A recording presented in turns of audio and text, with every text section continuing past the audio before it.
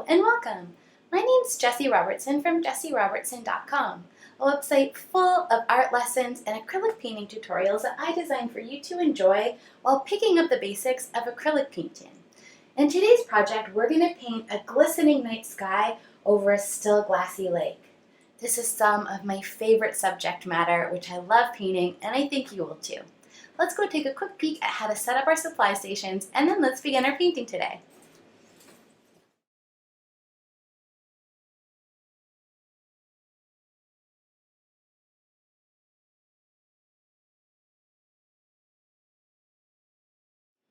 To create Amethyst Sky, you're going to need something to paint on. I'm working on a stretched canvas, and the size I'm using is 16 by 20.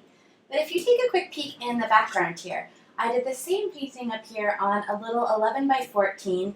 This kind of painting landscapes really translate well to any size, so feel free to paint on anything you have at home, including paper.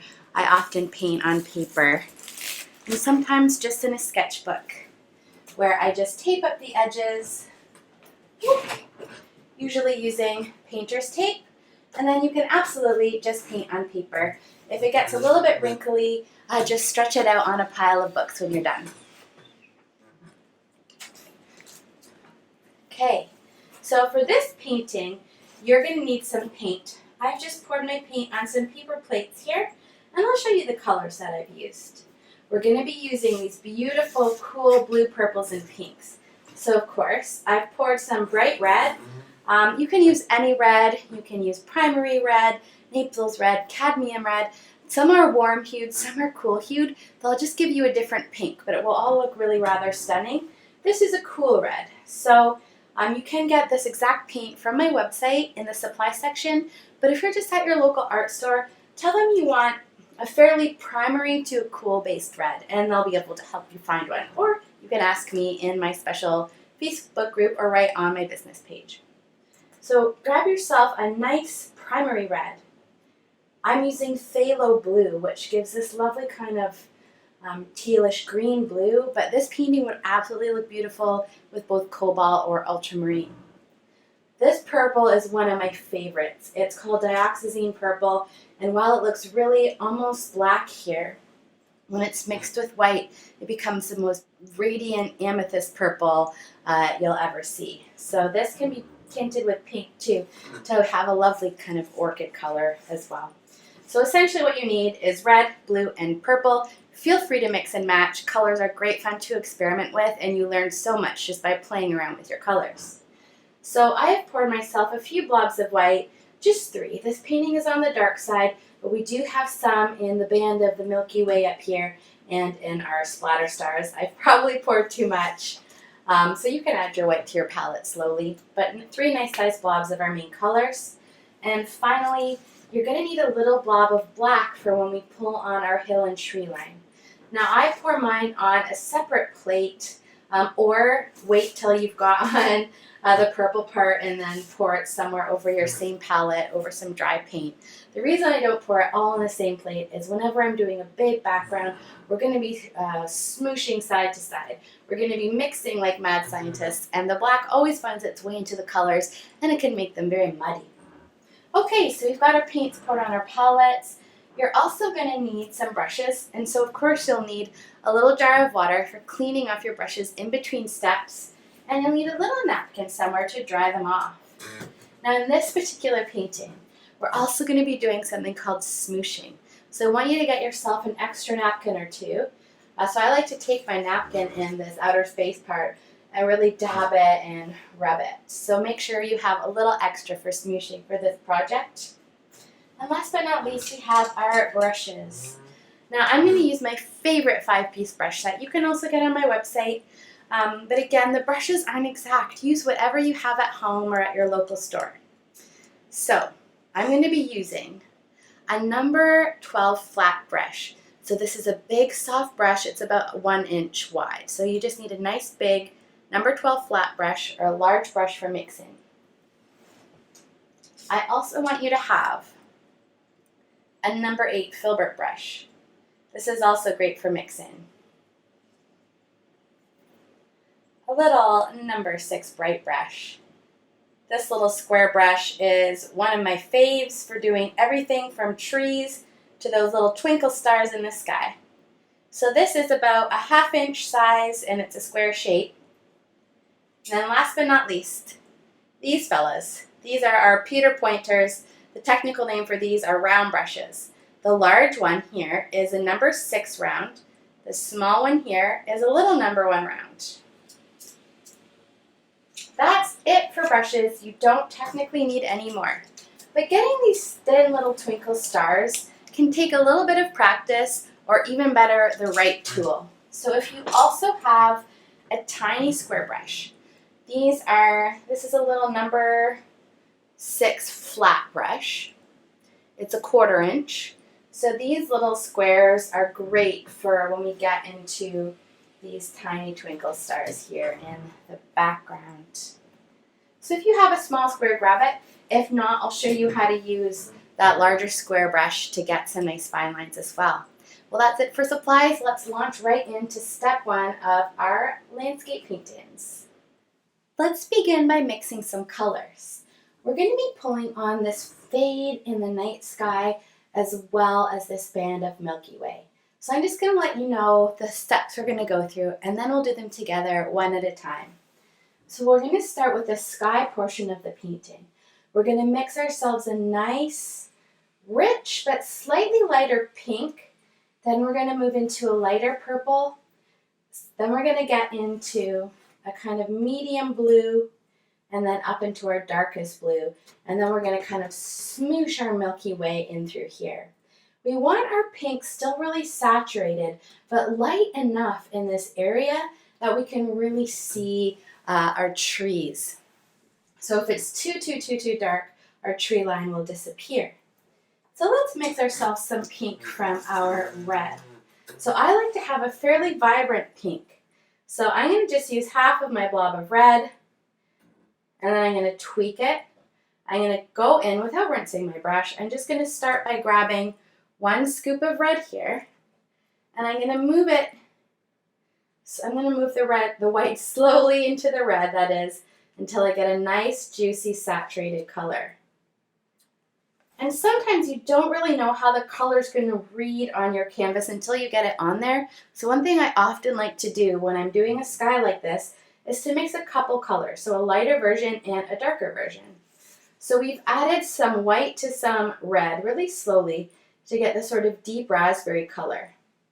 Now I don't know about you, but I actually have a fair bit of pink on my brush still. Isn't that a juicy pink? It's like a magenta and I just love it. So now let's mix ourselves an even lighter pink. So I'm going to take some of this white here. I'm just going to use the pink that's on my brush, and I'm going to mix it in until I get more of a light kind of cotton candy pink. And that will be really nice to have this pink and this pink, or maybe we want somewhere in between. And we're going to do a bit of mixing right on our canvas. So I always like to have a couple pinks all fired up and ready to go.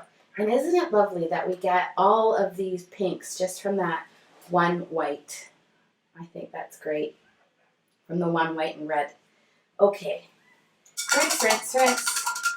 I like to do the same thing and mix myself a little bit of a soft purple now. So this is where you'll see the true color of that dioxazine purple. Move over a small scoop of white and mix in an equal amount of purple. And here, with it mixed in, I didn't rinse my brush.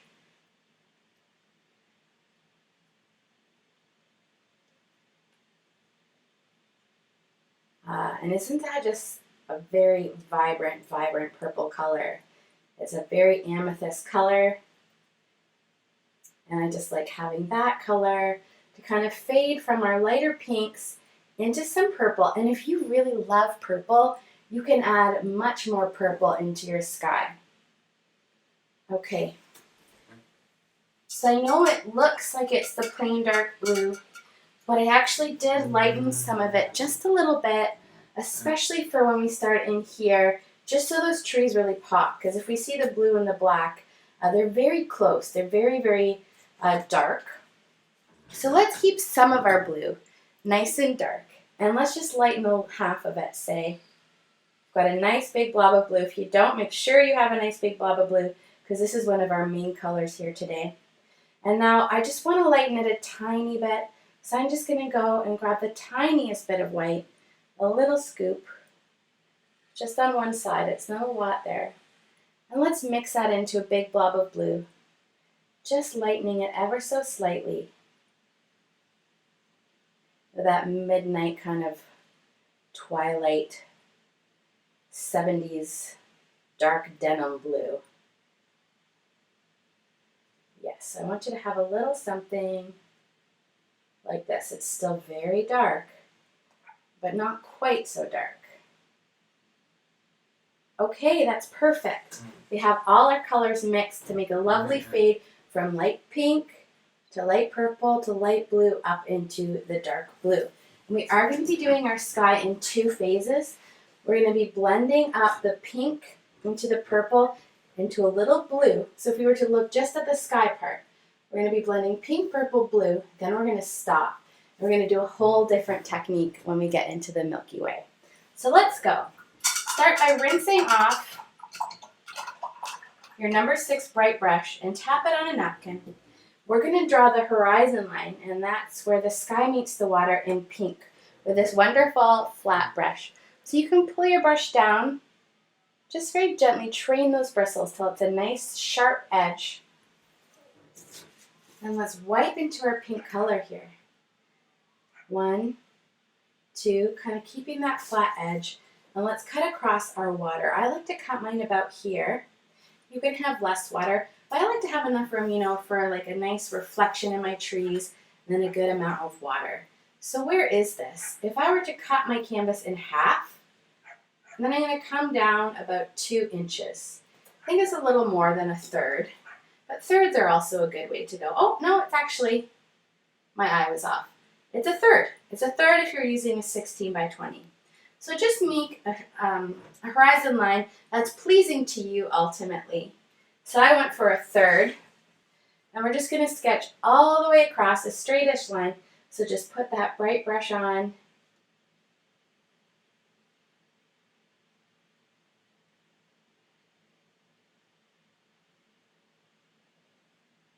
I like to hold my brush really kind of farther away, closer to the end, and I like to try to go across all in one fell swoop. Now if you'd like, you can wrap your colors around the side edges of your painting as you go. So you can see I wrap the blues around, not in a very fussy manner, but I did slap it around there. So if you want to paint your sides, you can just extend that line right around. Okay, now this is just to mark the horizon line. We're going to definitely paint over that with all this black. So this pink line actually gets added in on top of our black afterwards. Okay, so we've got our nice deep dark pink. Let's start fading up. So rinse off your bright brush for me. And let's get into one of our bigger blending brushes now, like our number 8 filbert. We're going to take this brush into our light pink, and we're going to start to fill in with color. So if we were to take this rectangle here, we want to paint a little bit of pink, a little bit of purple, and a little bit of blue, only about halfway up this section of the sky, because we want to leave room for a really fun light area where we've kind of got this soft, hazy band of the Milky Way that you can only really see when it's quite dark. So we're going to start our fade here by taking a nice big soft blending brush like the number 8 filbert, and let's just really dip it heavily in that light pink to start. Really, I've coated each side because what I want, if you've been blending up a storm, then you'll have a feel for this, but it takes a while to get the feel. And when we're blending, all our colors have to stay wet. So you want to use a lot of paint and work quite quickly. So I want you to really have enough paint to go side to side, usually about 1 inch at a time, depending on the size of brush you're using. So I've grabbed a lot of paint, and then I have a fairly thick, juicy layer on here. It's not so big that it's really gobby, but it's definitely a nice big buttery layer of paint. And this pink is nice, but I do want it to be a bit more of this dark, rich pink. So now I'm going to tap my brush off, and I'm going to move. And I'm sorry if this is a little quick, but we have to get all these colors on while our paint is still wet. In order to blend acrylics, we have to work pretty quickly because they have to blend while all the other colors are wet. So I'm going to streak in some of this dark pink right across. And if it looks a little streaky deaky, that's quite fun. So you can let it be streaky.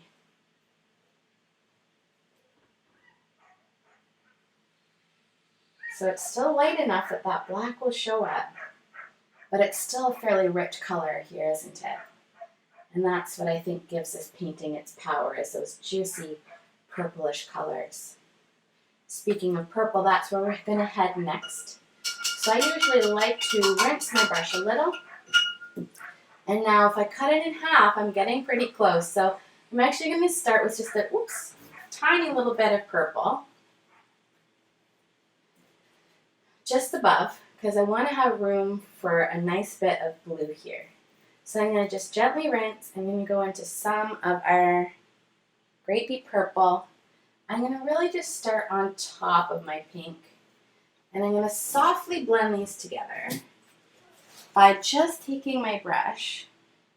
And I'm just going to kind of go side to side very lightly until these two, you can't really see a solid line. I want it to just kind of look like it's fading, gentle and soft. The purple into the pink. These were my dream colors when I was 12. Just really soft.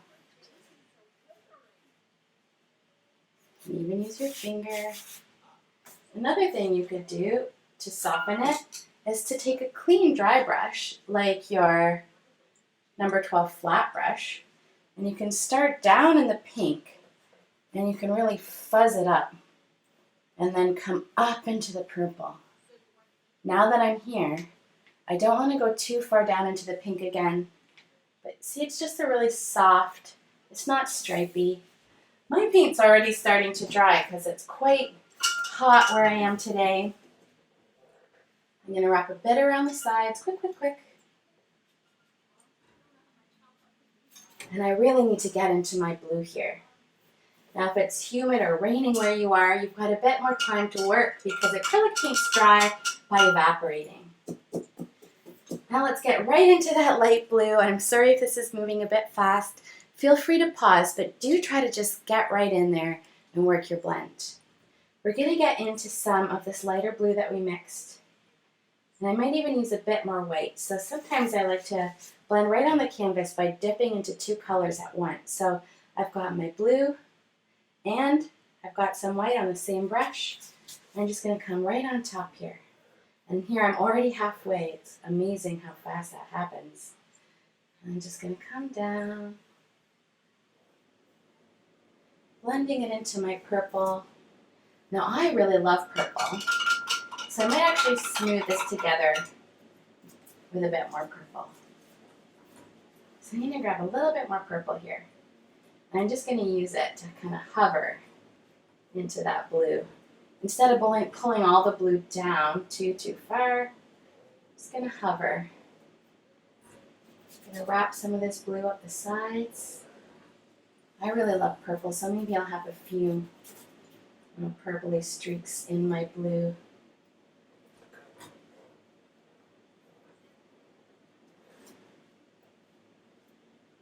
Maybe even some light pink up here. See what happens. It's okay to have some fun, subtle, streaky deakies. Some light pink just for fun.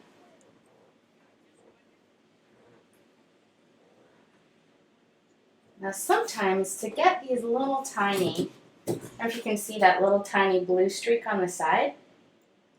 So that's where I actually turn my brush. As I'm blending, I can hold the brush this way for a big fat stroke, But if I turn it this way and kind of just pull really soft, I'm not pushing very hard, pull in some little streaks down here, it can almost look like clouds. It's pretty fun.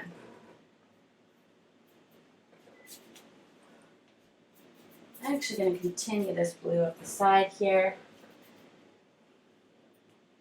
And let's paint right around the top. So painting around the sides, oops, very messy. Sometimes I like to get my finger and smooth it out a bit. So just painting up our sides. We can also paint the top edge here. And I always like to do my top edge with a bit more of a darker blue. And you don't have to rinse going into this dark blue. Let's just come up here and paint that top edge now. Give it a 1-2 heave ho all the way around. I'm usually sloppy with my edges. That can be fun to get them pristine once in a while. Okay, so this was the first phase of our sky. We're going to start doing a little bit of smooshing and adding in this lovely soft. It's almost white, but it's actually kind of more of a baby blue color. So, you know, we have the white stars. So this is like a baby bluish periwinkle color. So we want to have some of our smoosher napkins ready. So we're actually going to do a bit of rubbing with this napkin to get that fun soft look. So let's stick with our number 8 filbert brush. And if you have a little bit of slightly dirty white, that actually works great. So here's my white. It's already got a bit of blue in it, just a little. Maybe add a little purple. It's almost like this pastel. See how it's not quite white? It's like really, really light though. Because it's going to mix in with the blue right on our page and it's going to darken it down. But sometimes it can be nice to have a little color in there. This is actually a really, really baby bluey purple. And then we want to think about our Milky Way, the spiral arm of our galaxy. I've got one pretty close to the top here. So I'm just going to really roughly and quickly gob on some of this pale color, just going in the direction that I want it, which is kind of this way. And then I usually have a little one kind of coming down, meeting this purple here. It's almost like a Y shape. And I'm going to use quite a bit of this paint here. I'm going to make it pretty thick.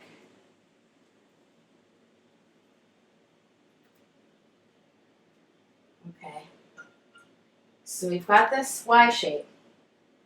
Now I am going to swiftly pull dark blue, our medium blue, and maybe some of our plain dark purple all around it. Because then while it's still wet, I'm going to rub some of it off with this napkin.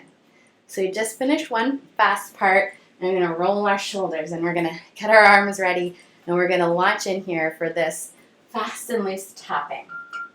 So first we have to apply the paint. So just gently rinse off that number 8 filbert. I like to go into some of this blue and maybe some dark purple too, and just kind of go right under. Maybe quickly soften it into that area below. And then we're not blending with the brush, we're just applying the color. So maybe some blue and some purple together. Again, go with blue, light purple, dark purple, whatever you like. They both work quite well. We go dark purple. Okay, so we're going to create this kind of Y shape. Notice how I'm not blending into that Y shape. I'm just smooshing the color around it. Because I want you to blend with your napkin. So pause if you need to, and then meet me right back here while your paint's still wet. I want you to ball up your napkin in your hand like this. And then, you can create any kind of point with your napkin, which is nice. You can have a little point, and then we're going to kind of rub on where the white is. So focusing where the light color is, if we pick up all the blue, it's going to turn it all one color. And I want to think about rubbing in the white part and then just touching my fingers the blue. And then just sort of touching the blue. So we're focusing in the white. I'm just going to pull a little bit of that blue into here. And I can rub it and I can tap it. And I want to mix some of it in so this becomes even more of just kind of a light blue color. You can really have fun with this.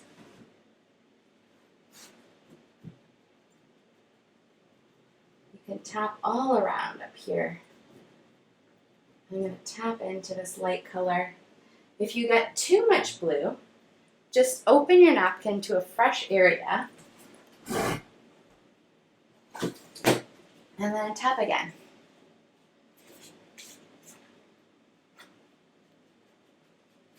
You can rub paint off, but you really want it all to be this soft color. If I go into the dark color, I'm going to get it on my napkin. So if I tap into this dark color and I tap up there, it's going to make it dark. So I'm just going to kind of pull and tap. And I want this almost like soft, fuzzy cloud. It's made up of billions and billions of stars. So we want to soften it so it doesn't look just like a white streak. And that looked kind of cool. But I want to go for soft Milky Way. So I'm just going to keep softening here. Just going to keep tapping and tapping. Now my napkin's pretty dirty here, right?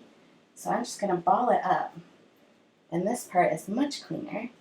So now I can rub it, tap it, getting these textures.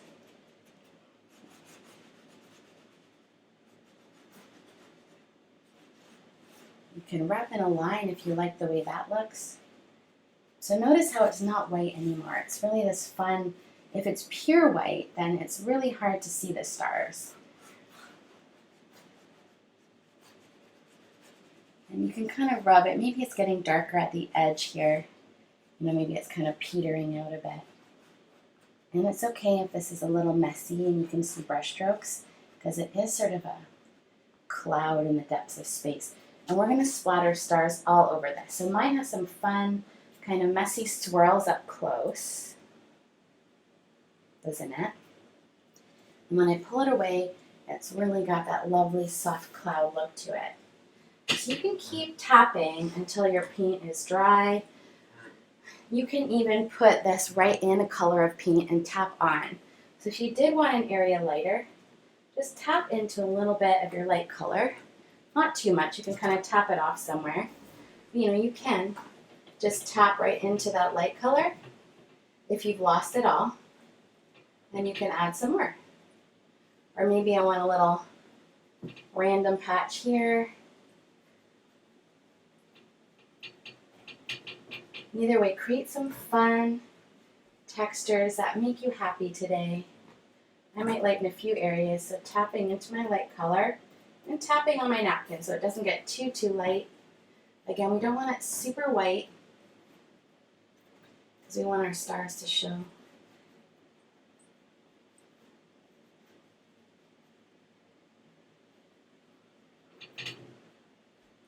There's so many ways to blend. This is just one that I want to show you today.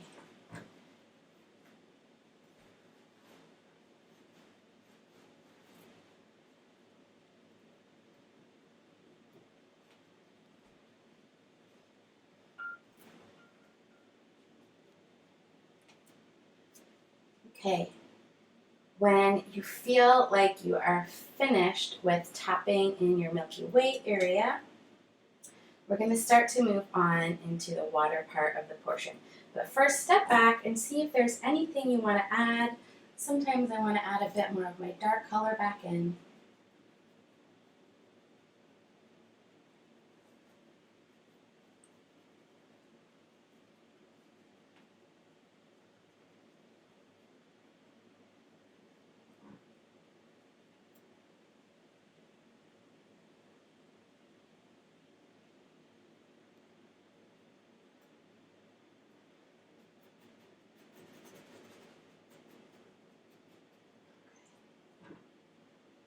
paint is starting to get pretty dry, so I can't really blend it anymore.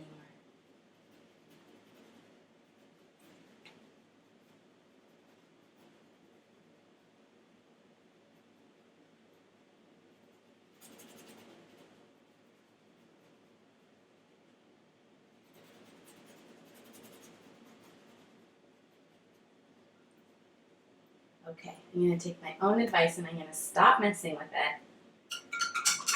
We are now going to come down into the water portion of our painting. The water is essentially the same thing as the sky, but not quite as quick because we're doing much less space and we don't see the Milky Way reflected in the water. So we're going to go through the same blending with the pink, and I like to have the pink the same. So it's like a band of pink. So notice that the pink is the same width on each side. This is the thing that's really reflecting off that glassy lake. So we're going to go pink, maybe a little purple, and then right into that blue. So we have a nice band of blue. So I'm going to come and I'm going to grab a slightly bigger blending brush here.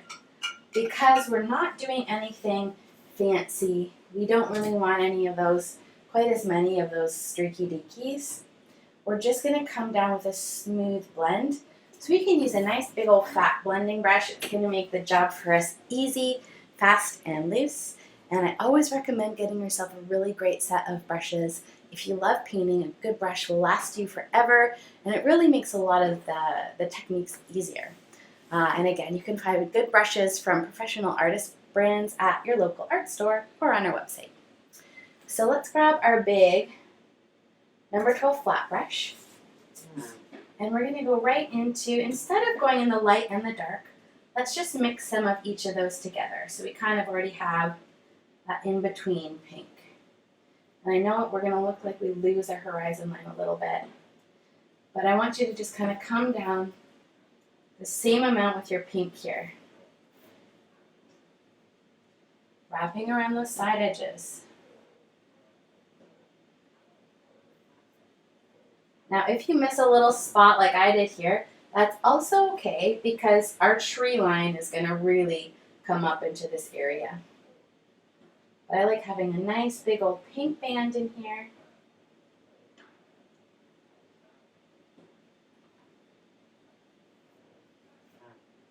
Wrapping around my side edges.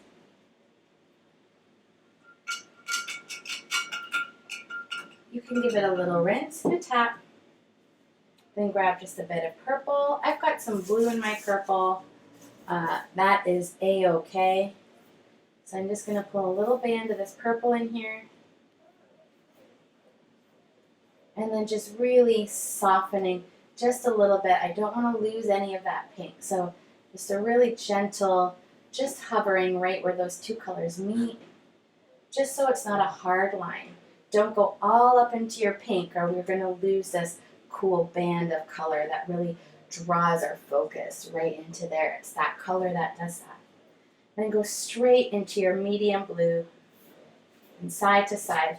Now if you have more of a purple blue in your sky, what we really want is the majority of the sky color to be the same in the water because it's of course reflecting off that glassy surface. So if you have different colors than me, just go ahead and use those. I might add some purple in mine. I had quite a bit in there. And then once again, we just want to soften and blend and smooth this blue on up into our purple, trying not to lose our pink band. We need that pink band. So again, it's not super stripy. It's still soft, even though there is a definite distinction. It's still a very soft transition, isn't it? I just like putting my fingers in it, really. At this point, the only edge that we haven't painted is that little bottom edge. So I'm going to go ahead and I'm going to paint my bottoms blue. Who sees the bottom of your painting? Well, if you're me, your cat. The cat's eye view.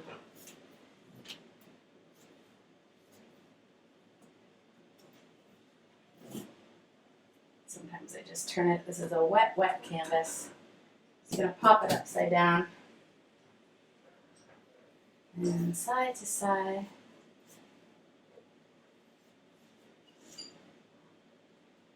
And once it's done, I'm just gonna flip it over. I don't know about you, I made a few smudge marks in my bottom, so I'm gonna smooth those out. I don't want to bring any more blue up into my pink, but I might want to soften that area just a little more. So I'm rinsing my brush really, really well. And I'm going to tap it here on my napkin. And because my brush is clean, I know it looks blue, but it's a clean brush. That's actually just stained. The brushes always stain a bit blue. So now I can come right up into my pink with my clean brush. I'm going to push, and I'm just going to come down. I'm not going to come up. I'm going to bring this little bit down, down, down. Okay. Take your time with your video. Finish up the water portion of your painting. Pause if you need to, and then meet me back here. We're going to do the next step, which is one of my favorite things to do of all time, and that's going to be splattering on these little stars. You can splatter your stars while your background is still wet, but sometimes I like to give it a good dry. Either wait for it to dry naturally or hit your painting with your blow dryer. And the reason having it dry can be really nice sometimes is if I blob on a star that I'm really not happy with, if your background is still wet, you can't wipe it off. If your background is really good and dry, and you get a big old gobbledygook that you're not happy with, you can actually just take a clean napkin, dip it in some water, and really gently wipe it off. So if you want to dry your painting with me, I love using a blow dryer.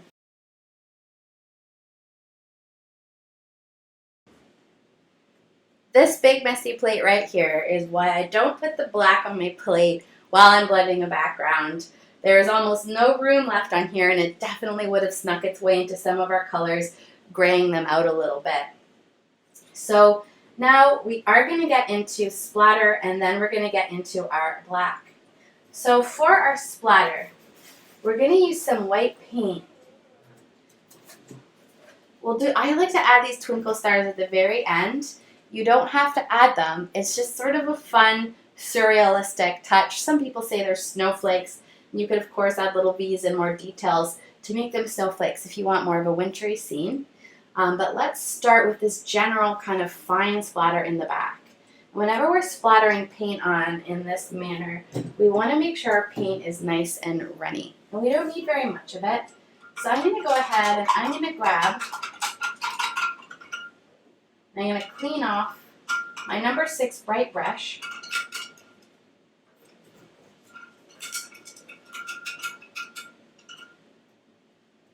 And I'm going to grab a small scoop of white, like this. Just going to move it over here. And I'm going to start dripping water in until I have at least, so I've got at least more water than there is paint there. You know the water looks blue, but there's not enough pigment to actually make it blue on here. All of these stars were done in the same way. So you can get new water if you want, but it's not really necessary. I want to add water until my paint is really runny. So if I hold it and it doesn't drip down, I know it's white on white, then it's not quite runny enough. I'm going to add a little bit more here. Okay. So it should be a lot more like stew or like a thick soup. So there's 2 ways that we can splatter our stars. One is with a brush. And so you're going to take a brush like your number 6 bright brush. Hold your brush like this. Pull the bristles back towards you and then boo! And let it fly. And I'll show you. Let's concentrate in the Milky Way to start. And they will splatter all over. But it will give a nice dense layer into the Milky Way. So I'm holding it really close so it goes exactly where I want. And if the stars do cluster more here, that's actually good because it will look a bit more, well, I mean, the Milky Way is just billions and billions and billions or trillions of stars. So we want to make sure that this is a densely populated galaxy. And if I hold this here for you, you can see this nice scent splatter right here.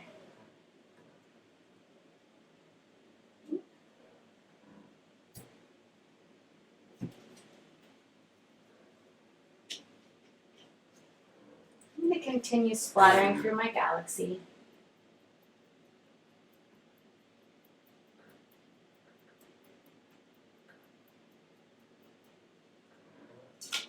And here's a perfect example of having to wipe some paint away.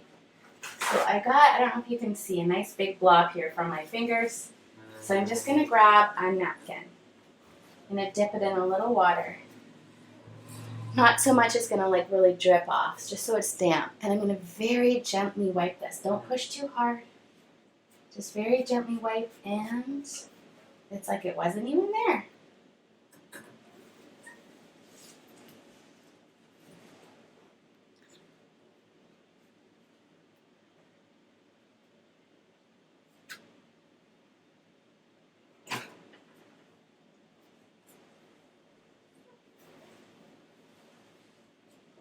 I want to show you one more way to splatter, and that is the old toothbrush method. So if you want to do the old toothbrush method, you don't have to add water. You can just kind of dip in, and it's going to be the same. You're going to pull the bristles back towards you, aiming at your canvas. These give kind of smaller, more uniform stars, so they don't have quite as much character as your kind of wet star. So I'm just dipping into the white. There's not a whole lot on there, just a little. And again, just pull those bristles back towards you. And you can kind of angle your toothbrush however you like. So this gives a much finer splatter. I usually like the brush a little better, but this will definitely get you some crazy little baby stars that really look far away. A combination of both can be fun.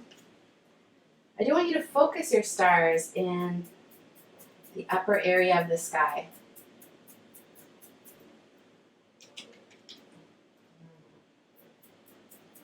And just let a few kind of filter down into the pink.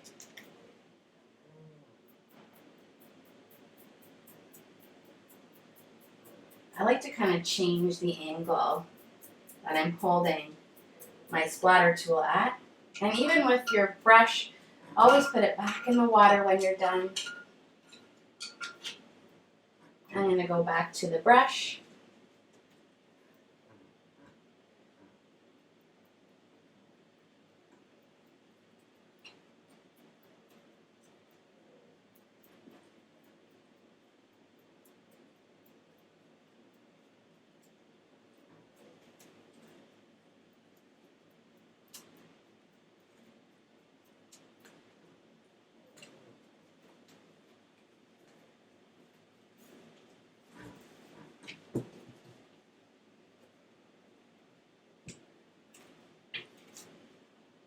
Some unwanted pink up here.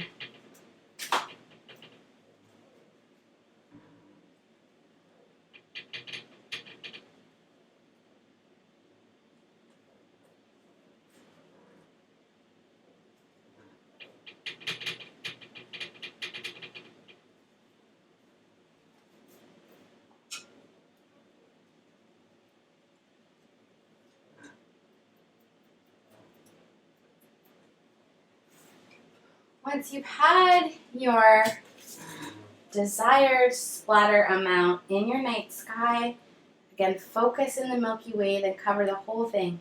We want to have some stars reflected in the water as well. So I like to come on in and do the same thing in the water.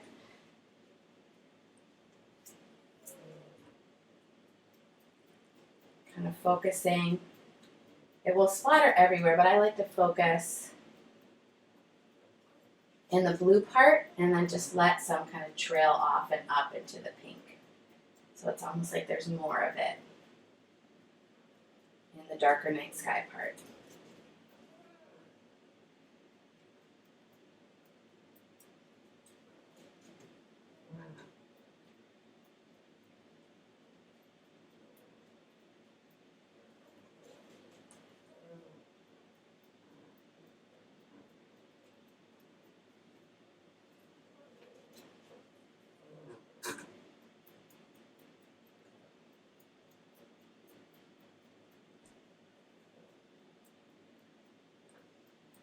I tend to go a little star crazy. You don't have to have as many stars as me.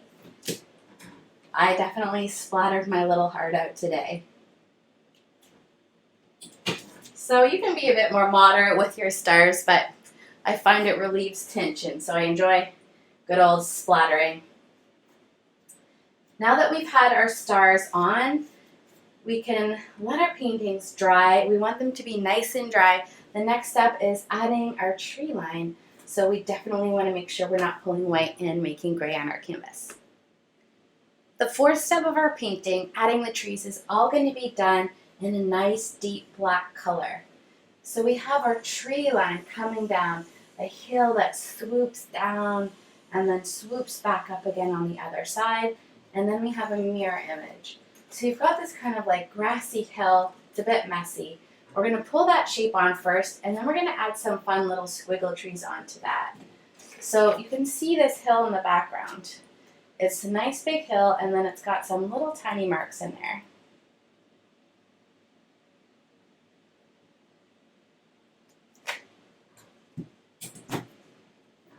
So let's go ahead and pull on this background element to our paintings. We want to first cut through our pink right here in the middle. So let's grab that number 6 bright brush, and let's make sure there's no white on it. Give it a good rinse. And I want you to just wipe into your paint, one side and then the other.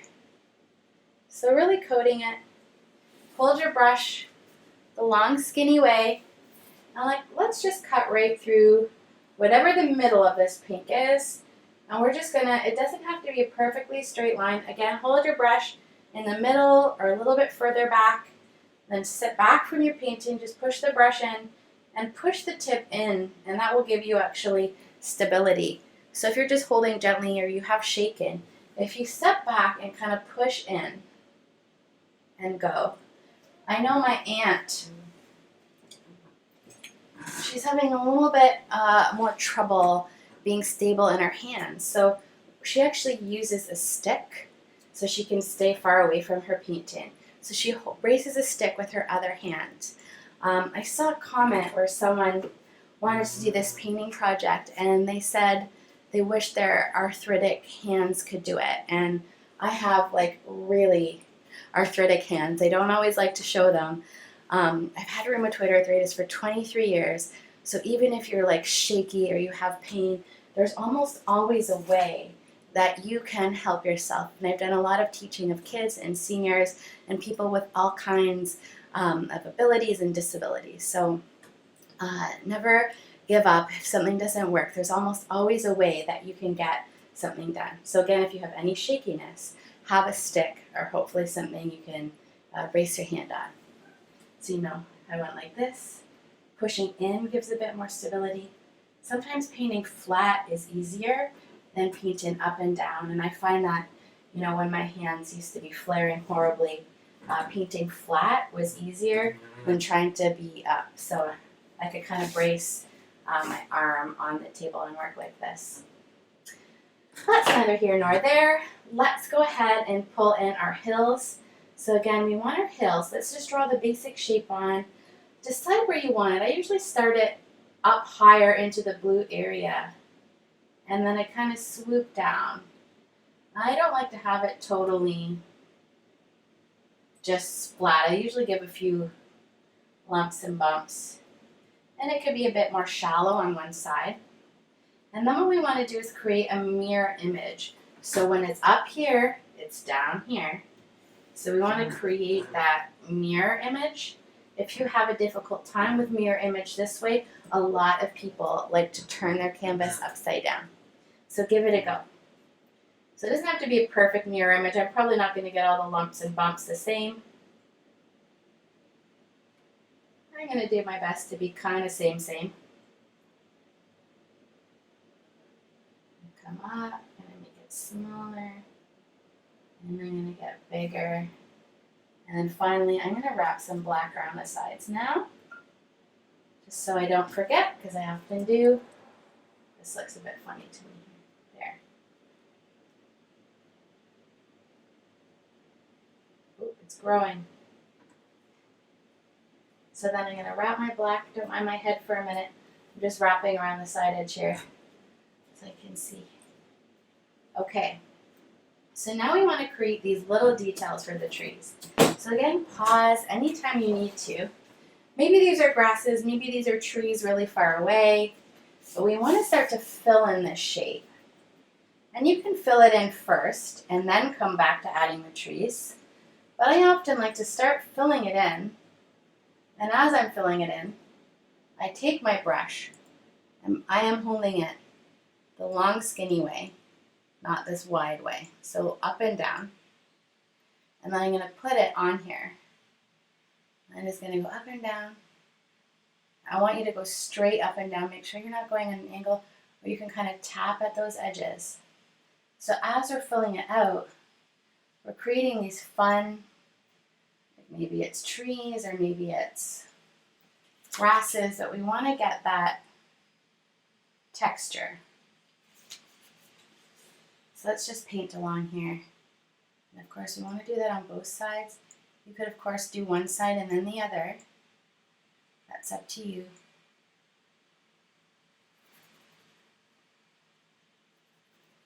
Again, it doesn't have to be perfect. A perfect mirror image, of course. If you do have a really, really big one somewhere, and you might want to kind of add it, a big one, and then have those be similar. But they don't all have to match to make it read as a really good mirror image. Nobody notices the minutiae in our paintings quite like we do ourselves. They see it as kind of a whole, and because we made it by parts, we sort of see all those parts.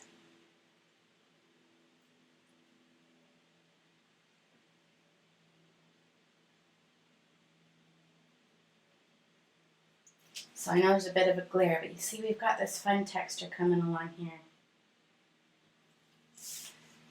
Now I would like to note, I'm not holding my brush perfectly 90 degrees, like straight on. I'm actually tilting it to the side when I do this. So this is straight on. I'm actually tilting my brush like this, and then the motion is kind of just up and down, up and down, up and down. And that's how I get this mark. So I'm not straight. I angle my brush, and that allows me usually to get, you could try tapping, or even very gently pulling your brush to the side, and that can create some fun, almost like coniferous tree branches. So let me come over here. So if I pull gently to the side with not too much paint, see I'm getting this different stroke here?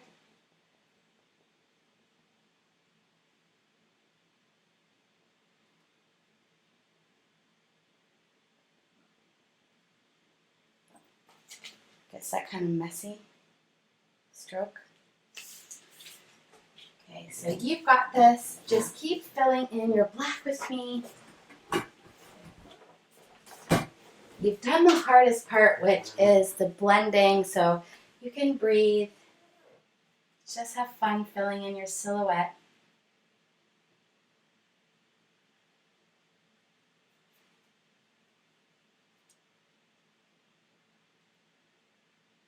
I don't want to say it's the hardest part. Everyone's quite different with what they find hard in painting, and people often ask me for difficulty ratings, and I'm always a bit shy to give one, just because some people find blending really, really hard, and some people find detailed silhouette work really easy.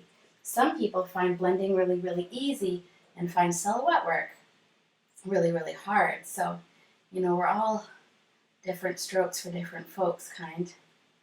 And I always think it's good if we love painting to kind of try to work on learning new things all the time. We're just experimenting and not letting we'll call them the disappointing paintings, ever get us down, because any painting is good painting. And I have mucked up so many paintings. I've definitely cried sometimes because I've worked so hard at them. But, in the end, I learned so much from those, happy accidents, so to speak.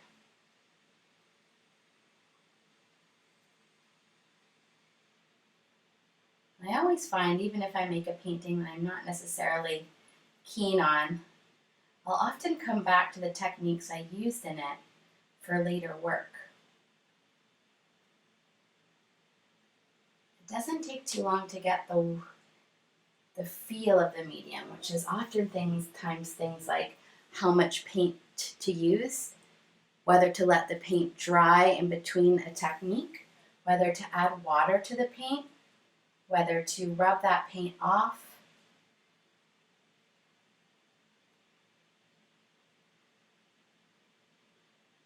So every time we paint, we kind of just get a feel.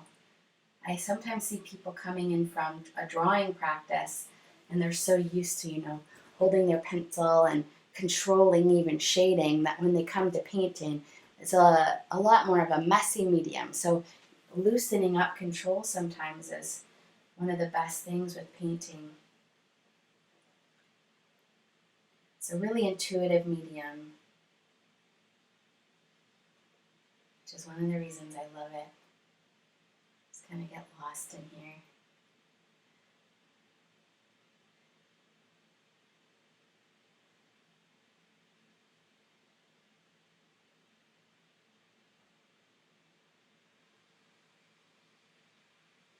Sometimes I like to come in and I'll pull little areas up or do that little kind of really small side pull in some areas just to get some texture. And I'm never really stressed about having a perfect mirror image, just in a few places if there's some big tips, trying to mirror just a couple. Because when we get into these, they're definitely not going to be the same unless you want to painstakingly make them the same. I definitely don't want to.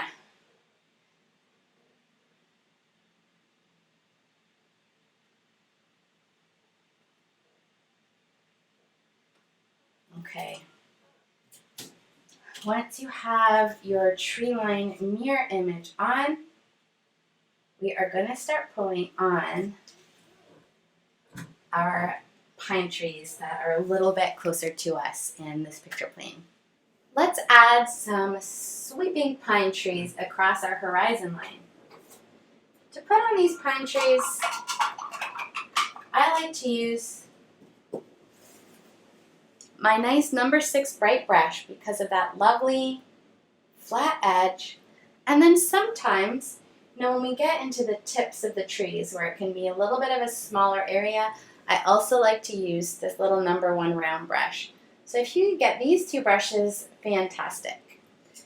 If you, in your collection, you also happen to have a tiny little square brush. So here's my finger for scale. It's really small, it's about 1/4 inch. These can be really fun to do trees with too. The basic construction of the tree is always going to be the same. So I'm going to start by pulling in a trunk. I want to have that brush nice and thin. And I'm going to wipe into my black. So instead of reet, I'm going to just kind of wipe. And I'm going to start with maybe a slightly bigger one over here. And maybe a medium-sized one. You don't have to pull on too many until you're sure you like doing the trees. If you don't like them, you don't have to have too many. So let's start by pulling in some trunks on our trees. Now the shape of the trees, we want them they're almost triangular, right? They're really pointy at the top. Then we're going to come down, and we don't want to go in like an S shape or like a Z. We don't want it to look unnatural. But that is the basic shape of the tree. So the basic shape, here's the trunk, the basic shape is we're kind of coming down like this.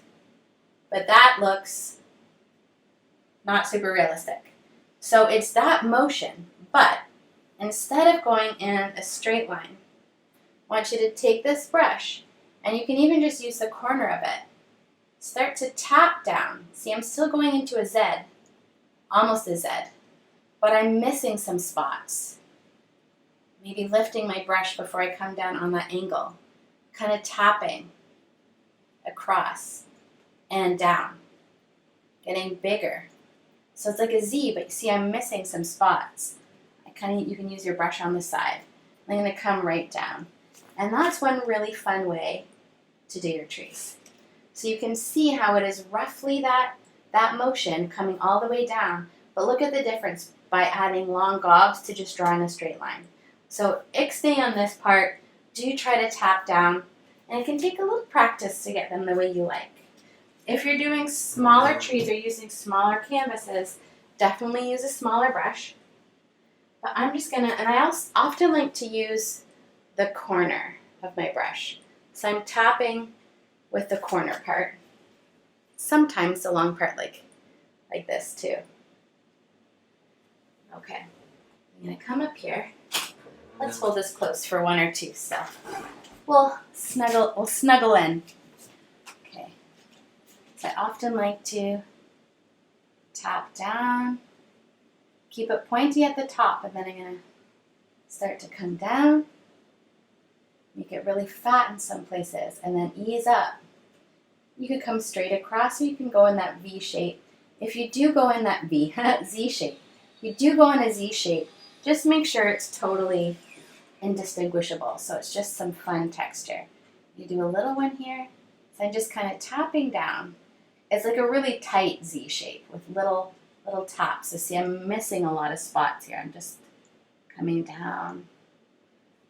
Now, if you find it hard to get into, the tip of your tree here with the square brush, you can pull up this little round brush, and then you can start tapping in that same way. Use the side of the brush. So this will just give it a different look. You could actually do the whole tree with this brush. I like to come right down so it merges with the ground. Some people like to leave the trunk showing. And sometimes I like to do really tiny ones, in which case I would want to use this little number 1 round brush. Maybe we have some really little ones back here. So just little taps, and almost like a triangle shape, but really, really loosey-goosey. So, you want to vary the size. You don't have to have this many, and it doesn't have to be quite this full. I had quite a bit of trees, and then I left a space with no trees and had a few little ones, and then really built up the banks again. So start pulling your trees across. Always start by adding a trunk. So maybe you have a couple little ones. And don't worry about the demo. All of our paintings are going to be really different at this point. So just add trees where you feel like they should go. Okay. So let's just tap across together.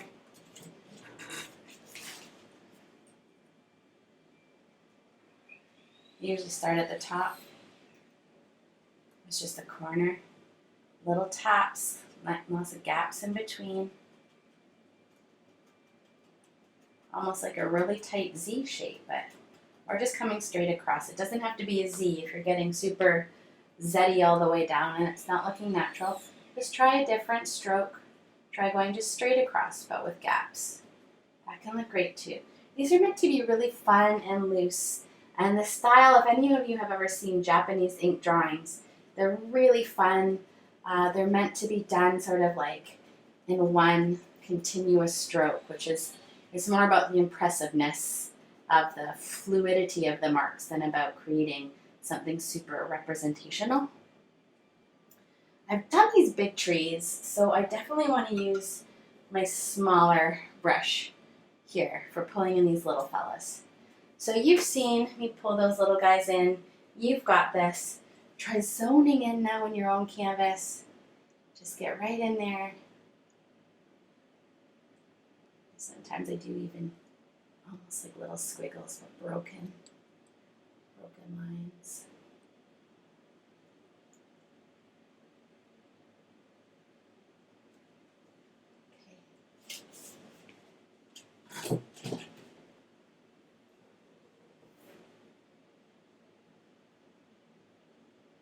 Some little ones that are really far away here. Some little squigglies. Okay.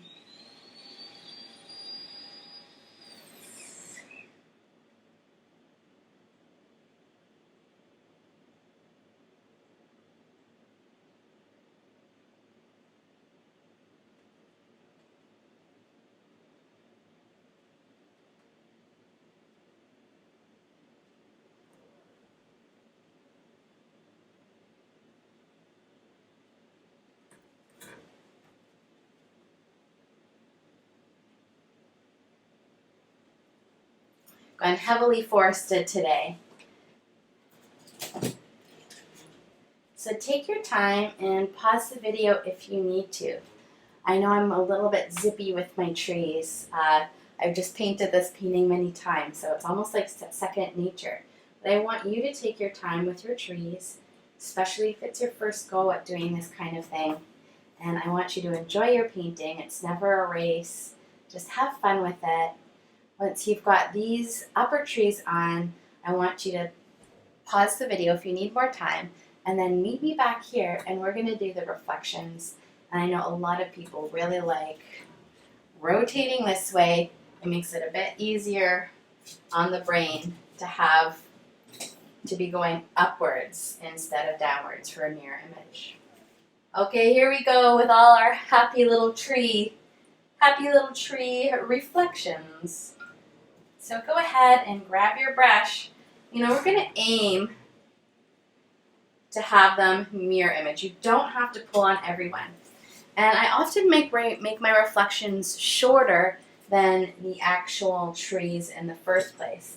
So, if we have this tree here, the reflection, or the actual tree is this long, and if you look at the reflection, so the actual tree comes down to here. So this is quite a bit, shorter than the actual tree. And the reason we can have shorter reflections is, especially if things are a bit farther away. You've got your objects here, and then the water actually is usually kind of a 90-degree angle. So we get a bit of what's called foreshortening, and that's what happens when something is coming towards you. So here my hand is huge, and back here it looks a little bit, the hand in a drawing would be the same length as the arm. Okay, so we can have shorter reflections. Long story short, let's get in here and be matchy-matchy-ish. So wherever I have a big tree, this is a long one, and then this is a medium-sized one, and then this is a long one. So they're not the same length, but I'm still going to go big, small, big, and then I'm going to tap down, and it's a reflection, so it can be even more loosey-goosey. It doesn't have to be the same.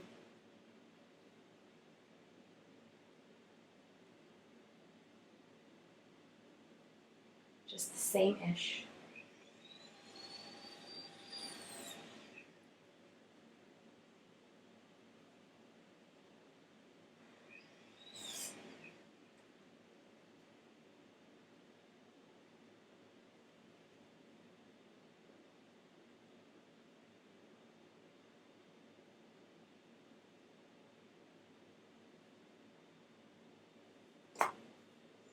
Always get a smaller brush if you need to for some of these smaller little guys. Little wiggles are fun.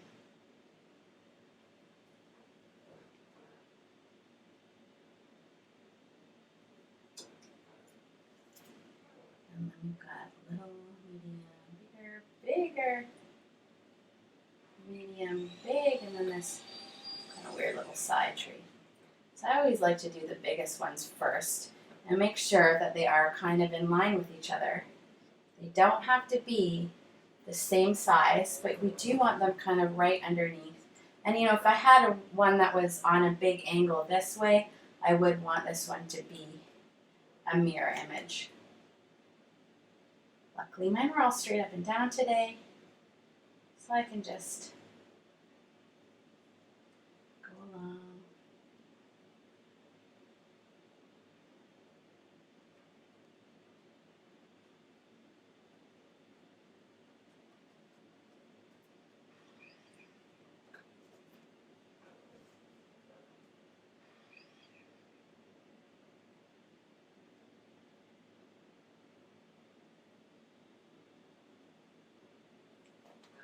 So I'm usually pretty loosey-goosey.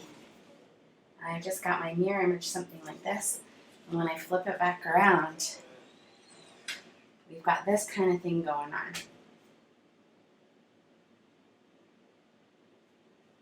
Now you could, of course, let this be the painting as is, but what I usually really love to do for this project is let the black dry, and then pull on to make this like look really glassy, pull on these beautiful pink reflections into the water, which really makes it look very reflective.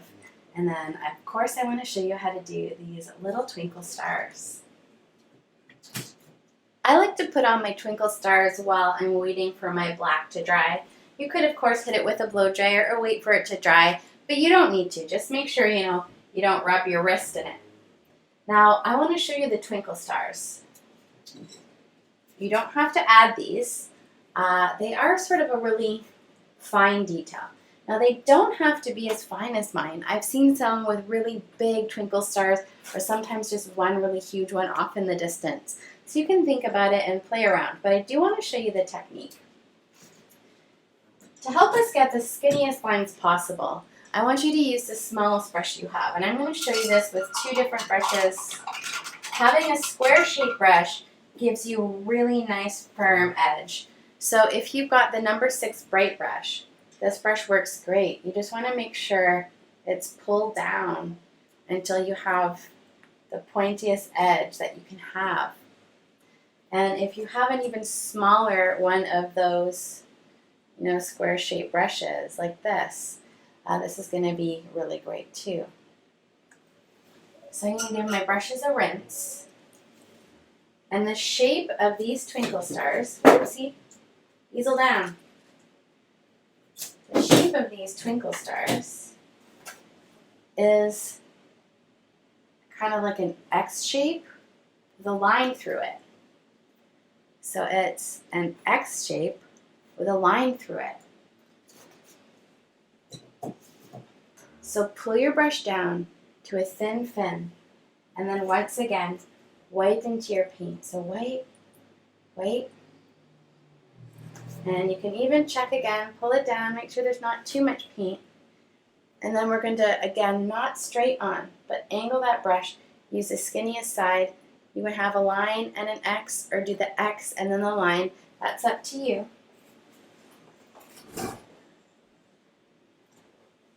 I like to come around the top of my painting, so I'm not straight on. I always like to go on a bit of an angle. I'm going to try to find the skinniest line possible. And I'm going to have a straight line, and then I'm going to put an X through it. And I really like to do this in different sizes. So I have some big ones and then have some smaller ones. So you get that line, and then you put, if you have a thicker line, that's totally fine. You can definitely go thicker with these. This looks like they're twinkling off in the distance. And after these dry, we're going to come into the center with another little star. And usually about every 2 stars, I like to wipe my brush back into that paint. Maybe add a few more. Anywhere you really want your eye drawn, or where it feels like you want something kind of fun and magical in that space.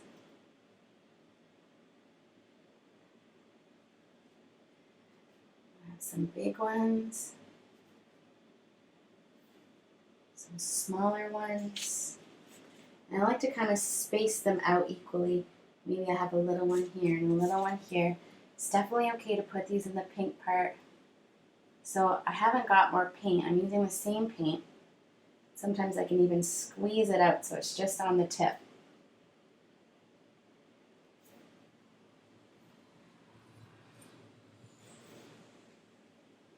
This one's bigger than I intended. That's okay.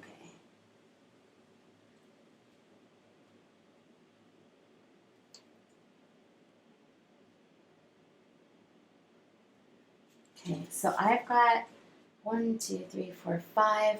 I'm going to plan where I might want a few more of these. 1, 2, 3, 4, 5. And I'm going to add a few more. I also like to have a couple right in my water as well.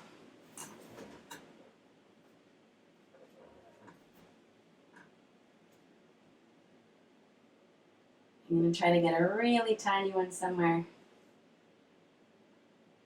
helps to have it down and to get your hand for support sometimes. Get those tiny ones. Definitely wanted a big one, somewhere like really big.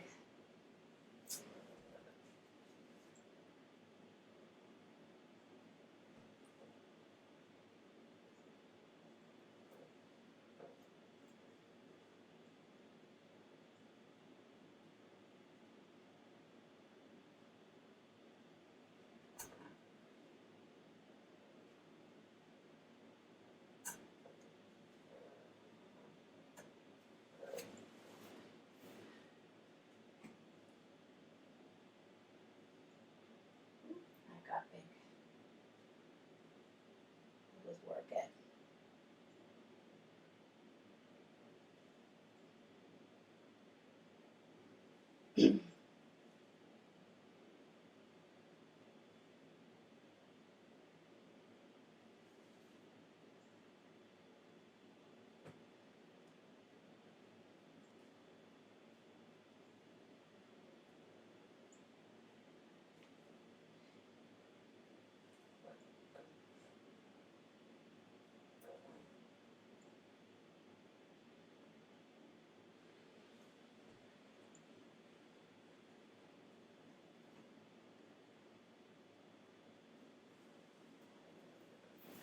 Okay, I want to add a few into the water as well.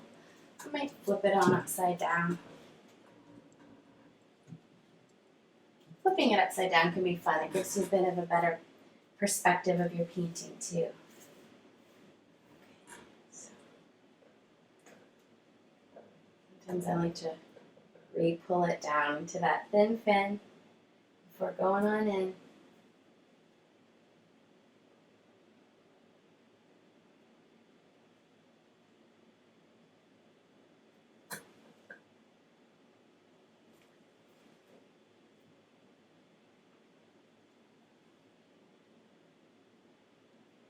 So a straight line with an X through it. Do some big ones, do some little ones.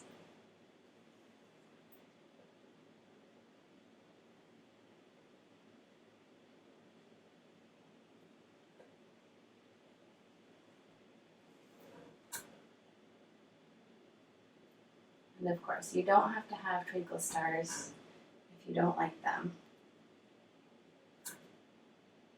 And remember that technique. If you have one and your background is nice and dry, you can just take a piece of paper towel. As long as it's still wet, you can take a piece of paper towel, dip it in some water, and then you can actually just wipe it off like it wasn't even there. And then you can, give it a go again, or you could just let it be. It's your painting. It's your day. So just do what feels right.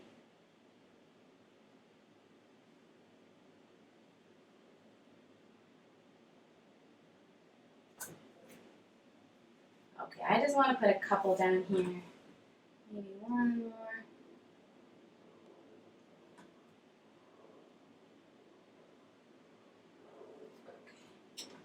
One other thing I like to do with the stars is I like to have some bigger stars. So these white dots, and I really cluster them a lot into the Milky Way. So we have our fine splatter, but any of these big dots where we've got slightly larger stars, and of course I do big dots in the center of these twinkle stars as well, because this is essentially like a fun way to represent, if you see the sun coming through the trees, or you squint your eyes and you can see the radial bands of the light coming out. So that's just a fun way to represent light. But I like to add some big stars as well. So we're going to be using our little number 1 round brush. We're just going to pinpoint on some big stars, boop, boop, boop, with little dots. And you can either use the tip of the brush, some people actually like to use the wooden end of the brush as well. So just go into a bit of your non-watery white and think about some places you might like some larger stars. Sometimes down between the trees I like to add a few. Just anywhere you think your painting needs a bit of balance. And if you kind of push your brush in a little bit more, and these look nice, you can kind of see them a bit more from farther away when we've got some bigger stars in there as well. So sometimes I'll just, push my brush in a little and get some these nice big ones really round out our night sky. Oops. Make sure there's not too much paint on there.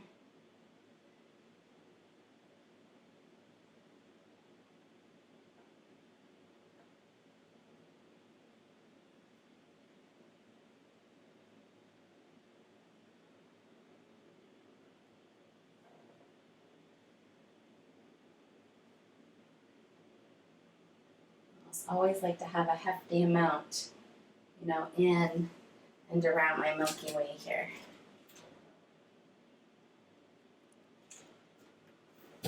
Now, if your twinkle stars are dry, you also want to put a nice star in the center of these. So I've got this big one up here. So I like to put a nice dot in there. And then sometimes I even like to spread the paint out a bit by kind of tapping in the center. Sometimes I don't even need more paint. Just go from there right to there. And that can kind of thin the paint out a little bit and almost make it look a bit more soft and blurry. So we're really going to beef up our twinkle stars as well. And you can see from far away here, it's really looking much more twinkly now that it has the actual star in the center. So again, put a nice dot. You can even, this one's got a bit crazy. That's okay.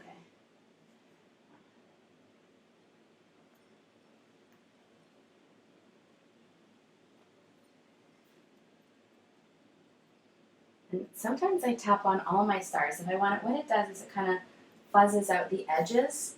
So, you can even have a big star and then tap into it. And I want you to just kind of notice how that looks. It kind of fuzzes it out. So you could tap on a star and then add like a smaller, lighter bit in the middle.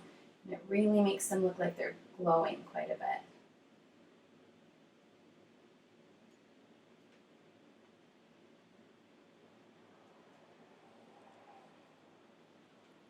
Again, I feel like I can never have too many stars, so I tend to be a bit more on the fantasy side with my stars.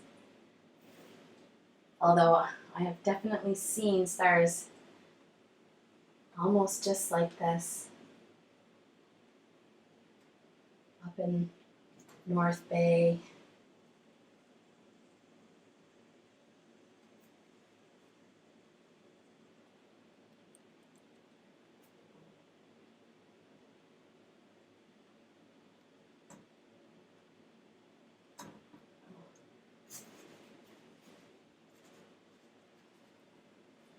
Then when you're done in the upper area of your sky,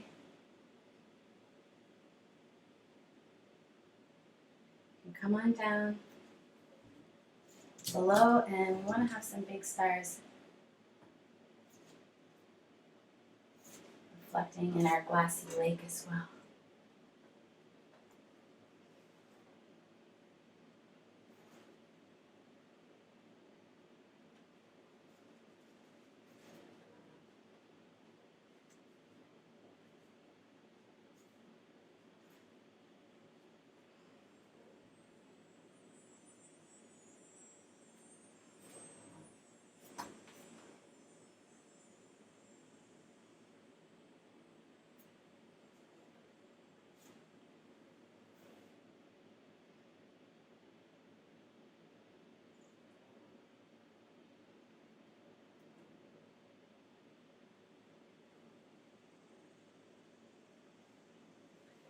Okay.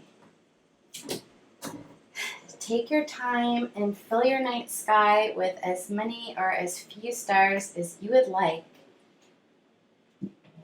And then give your black a little touch for me and make sure it's really dry, even in the trees. So the upper part, not so much, but from here and even down below, if it's not dry, wait a little bit longer for me, because we're going to get into the last step, and I'm going to show you how to pull on this lovely details in our lakes to make them look really reflective and really glassy. It's time to pull a reflection into our glassy lakes. So without it, it looks fine just the way it is. And you'll notice how the painting sort of changes with the addition of this feature. And here's a little tiny one I did. We painted this at a work party, so we worked smaller. So you can see it on here too. So you can actually see through the pink because we're going to add a little bit of water to it. So you can still see the trees through it. And it just, especially when you hold it back a little bit, it really looks so lovely in there. So whether you're working big or small, maybe on a square, squares are my new favorite. We should do some square shape tutorials.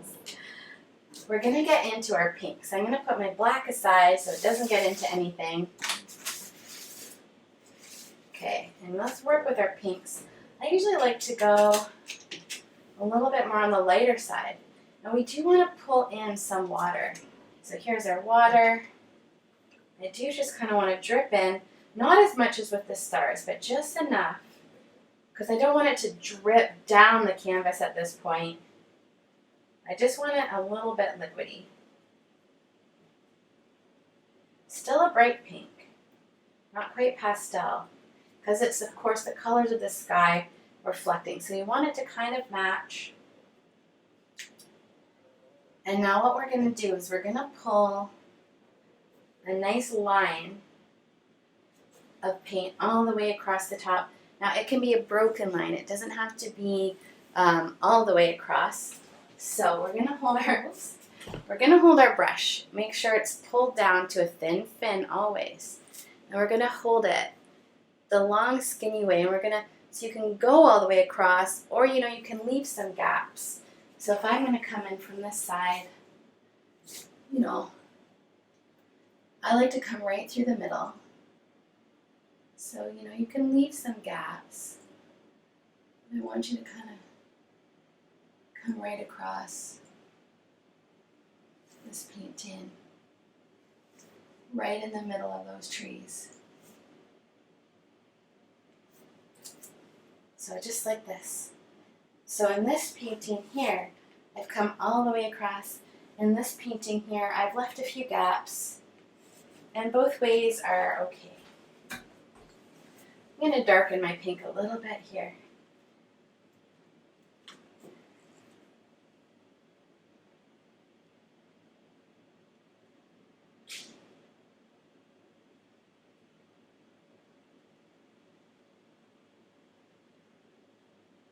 Trying to get a nice thin line. Skinny-ish. So even just that line I find really helps kind of brighten up the horizon line and distinguish where the top of our lake is. Now the next thing we're going to do is we're going to do some big soft streaks with this pink that has a little bit of liquid in it, so we'll be able to see through it. So I'm going to rinse, tap, go into a little bit of my runny pink. So these aren't arcs or frown or smiley faces or arcs. These are pretty much straight across, but they're not using the fat part of the brush. So I don't want a big solid all the way across. I want kind of a nice thin line. So again, taper that brush down. And we're going to have longer ones down here, slowly getting smaller towards the top. You also want your stars down here to be pretty dry at this point, because we don't want to start wiping in the stars. So just touch everything, make sure it's dry. If it's not, just wait a few minutes before you do this technique. So what I'm going to do is I'm going to start coming side to side, and I'm just going to pull in a few. Down here my streaks can be quite a bit longer. So usually I'll pull on a few, and then I'll tap my brush off to make sure it's not loaded. We want just a little bit of paint on there. And then I'm just going to hover over top, kind of spreading them out really quickly before they dry.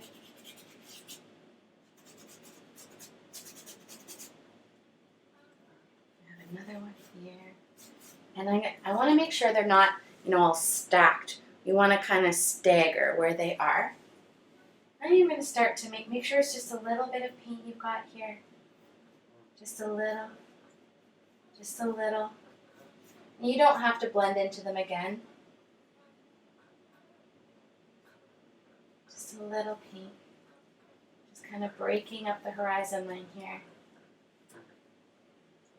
You can come right below this line. Add a few more kind of reflections. Just touch it very gently. Getting kind of skinnier up here. So my lines are they're not perfectly horizontal, but horizontal-ish. We want this to be a nice still lake.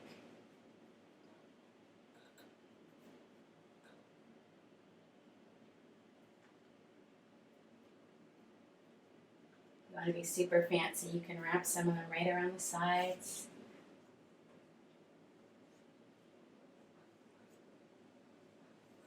You can really see how translucent these start to dry. So this one here is super see-through. I went in for another coat on this one and this one. So I'm going to step back and I want to see if I should add any more. Maybe a few more in here. This is sort of our focal point.